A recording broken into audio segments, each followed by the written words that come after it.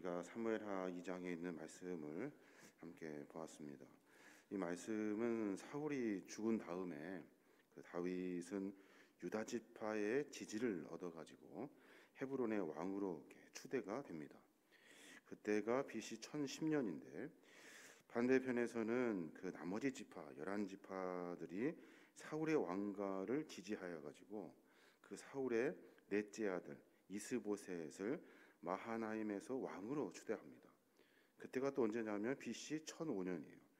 그러니까 훨씬 전에, 그러니까 다윗이 유다 지파의 왕을 얻기 전에 이스보셋을 사울의 왕으로, 그러니까 사울 다음의 왕으로 그 지파들이 추대를 한 거예요. 아직도 하나님의 신성한 뜻을 깨닫지 못하고 인간적인 생각으로 그 사울 왕의 후손이 왕이 되어야 한다고 많은 지파들이 그렇게 생각을 했던 겁니다. 물론 이러한 지지 배경에는 지파 간의 오랜 갈등이 있고 그 주도권 싸움에 있는 여러 깊은 내용들이 이렇게 내재되어 있어요. 그래서 이스라엘 역사상 통일 왕국을 형성하기 전에 다윗 왕가와 사울 왕가의 이 싸움은 계속해서 진행하는 것을 우리가 성경을 통해서 엿볼 수가 있습니다. 오늘 우리가 봐야 될 것은 뭐냐면 그 역할을 했던 중요한 인물들이에요. 그러니까 다윗 왕가와 사울 왕가가 서로 대격하는데 그때 밑에서 일했던 그 장군들, 이 장군이 서로 이 경쟁에서 아주 치열하게 싸우는 것을 우리가 성경을 통해서 엿볼 수가 있습니다.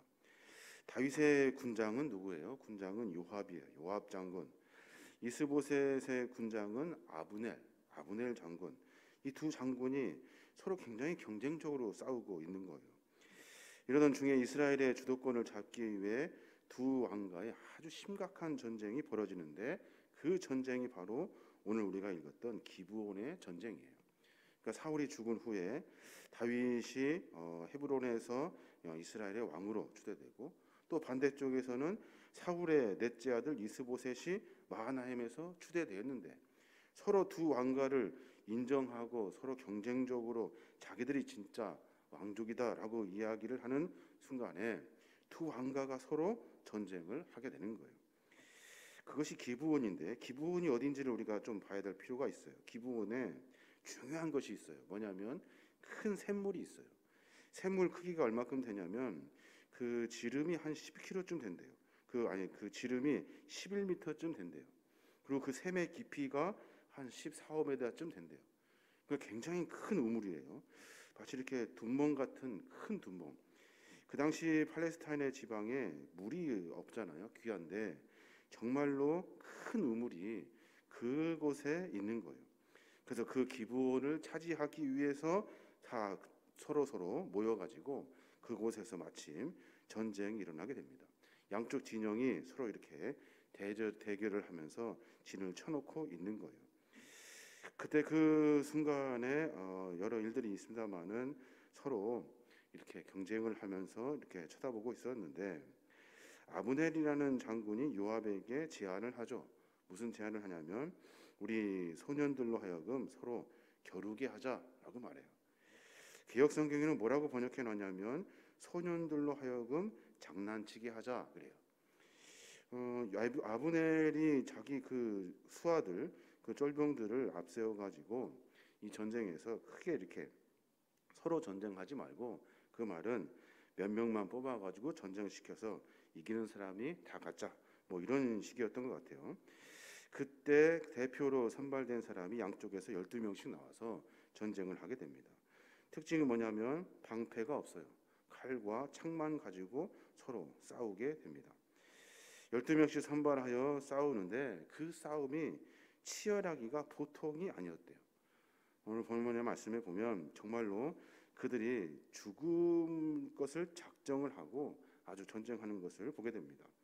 오늘 보면 17절에 그렇게 말해요. 그날의 싸움이 심히 맹렬하니 아브넬과 이스라엘 사람들이 다윗의 신복들 앞에 패하니라 라고 말해요.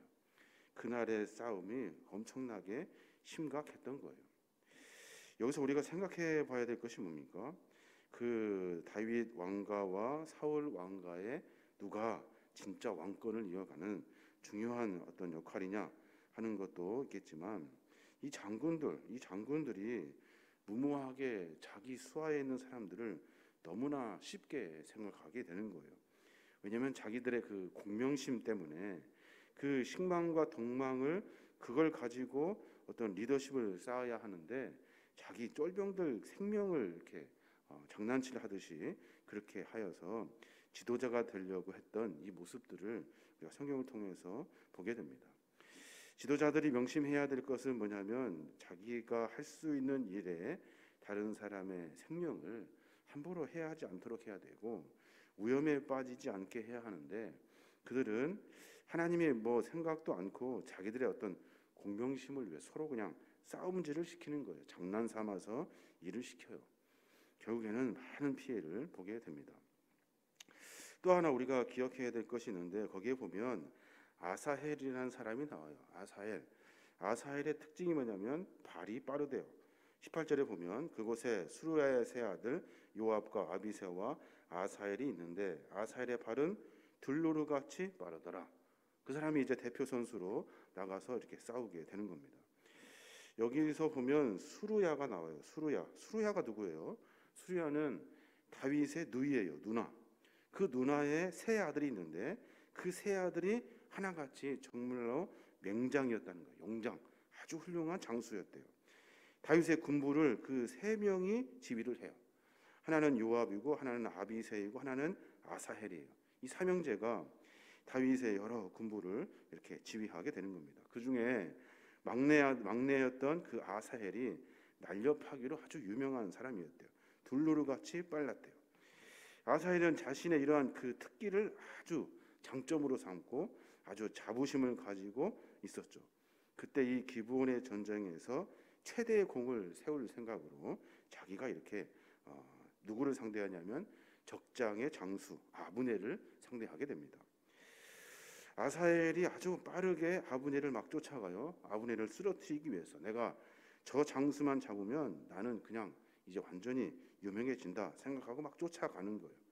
그런데 아브넬이 그 아사헬에게 여러 번 이야기를 해요. 나 쫓지 말고 옆에 있는 사람들 쫓아가라. 내가 너 죽이기 싫다. 내가 너희 가족들도 다 아는데 내가 어떻게 너를 죽였다고 이야기할 수 있겠니? 그랬더니 아브넬이 끝까지 쫓아가요. 끝까지 쫓아가서 결국에는 어떻게 되냐면 아브넬이 아사헬을 죽이고 말게 됩니다. 그냥 죽여버리게 되죠. 여러 일들이 있습니다만은 자신의 그 빠른 발, 내 자랑, 내가 잘하는 것 이것 가지고 앞뒤 재지 않고 그냥 막 달려간 거예요. 결국에는 죽음을 맛보게 되는 이런 안타까운 모습을 우리가 보게 되는 겁니다. 그 여러 성경의 인물들도 보면 자기의 그 자랑 때문에 정말로 어려움을 당하는 경우가 참 많아요. 누가 있을까요? 생각해 보니까 압살롬이 있을 것 같아요. 압살롬, 다윗의 솔로몬의 아들이죠. 압살롬이 긴 머리와 잘생긴 얼굴로 사람들을 막 선동해가지고 이렇게 새를 만들어내는데 결국에는 어떻게 죽습니까? 그 머리털이 멋진 머리털, 그 유명한 그 잘생긴 머리가 나무에 걸려서 죽게 되는 그런 경우도 있고 또 여러 일들이 있겠습니다만은 자기의 그 잘하는 것을 과시해서 정말 어려움을 겪게 되는 이런 일들을 우리가 성경을 통해서 보게 됩니다. 내가 잘하는 것이 있다면, 내가 할 수 있는 것이 있다면 우리는 겸손한 마음으로 하나님 나라의 일을 위해서 묵묵히 일하는 것, 그것이 바로 성도의 자세가 될 거예요. 결국에는 어떻게 됩니까? 다윗 왕가는 번영하게 되고 사울 왕가는 쇠퇴하게 됩니다. 기브온 전쟁의 결과는 다윗 왕의 승리로 결론이 납니다. 그것이 어떻게 알 수 있냐면 그 양쪽 진영의 군사들이 얼마큼 피해를 입었나 하는 것으로 계산해 볼 수 있죠. 요압의 군사 아사헬은 다 합쳐서 한 20명 정도가 죽었고 사울의 그 군장이었던 아브넬의 군사는 360명이 죽습니다. 전력이나 용맹성에 대해서는 양쪽이 정말로 막강했던 그런 진영들이에요.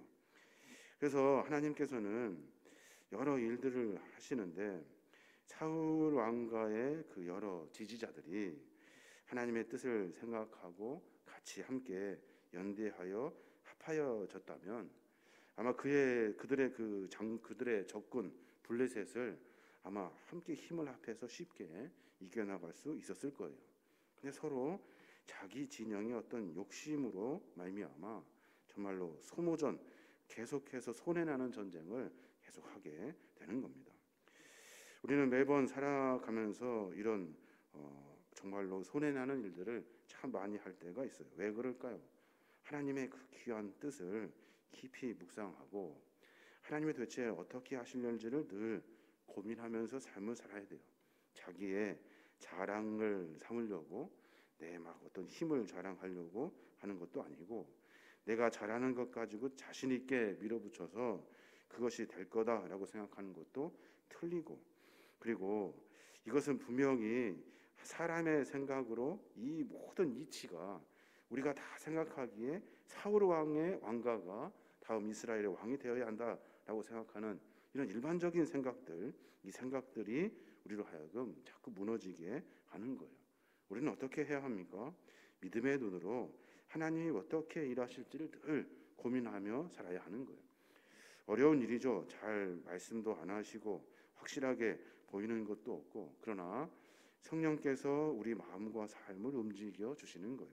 그 힘으로 삶을 살아내는 겁니다. 어려운 일이지만 우리는 늘 하나님이 인간사에 깊이 관여하고 계시다는 것을 깨달아야 돼요. 어느 순간 무엇을 하든지 간에 우리가 만나게 되는 모든 사건들은 하나님의 섭리 안에 있는 거예요. 그러니까 만나기 전에 만나는 일들이 있으면, 되어지는 일들이 있으면 도대체 하나님이 어떻게 하시려고 하시는지에 대한 그 하나님의 여러 존귀한 모습을 우리가 늘 기억해야 하는 겁니다. 그렇지 않으면 쉽게 넘어져 버리고 말죠. 내 잘하는 거 있으니까 할 수 있다 생각하고 또 자기의 여러 가지 일들을 자랑하면서 그 안에서 실수하게 되는 그런 어리석음을 범하게 됩니다.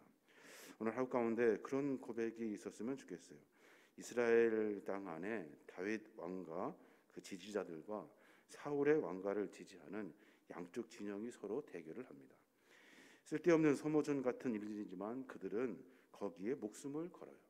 하나님의 뜻은 어디에 있습니까? 하나님의 뜻은 사울 왕가를 물리시고 이제 다윗을 통해서 이스라엘 왕을 세우려고 하시는 것이 하나님의 뜻이에요. 그 뜻을 알았다면 소모전을 펼칠 필요가 없죠. 그러니까 우리는 늘 하나님의 뜻이 무엇인지를 묵상하고 고민하고 생각해야 하는 그런 신앙의 여정들이 있습니다. 내 욕심과 내 자랑과 내가 할 수 있는 것으로 문제를 해결하는 것이 아니라 내 안에 계신 성령님, 나를 주관하고 계시는 하나님의 은혜, 그 하나님의 귀한 경륜을 깊이 묵상하여 늘 하나님께 묻고 나를 인도해 주시는 그 하나님의 은혜로 삶을 살아야 될 줄로 믿습니다. 그래서 여러 일들 가운데 우리의 삶이 곧 하나님의 뜻을 이루어내는 복된 믿음의 삶이 되어야 될 줄로 믿습니다. 저와 여러분이 그런 삶으로 말미암아 늘 주 안에서 승리하시는 귀한 믿음의 종들 되시길 바랍니다.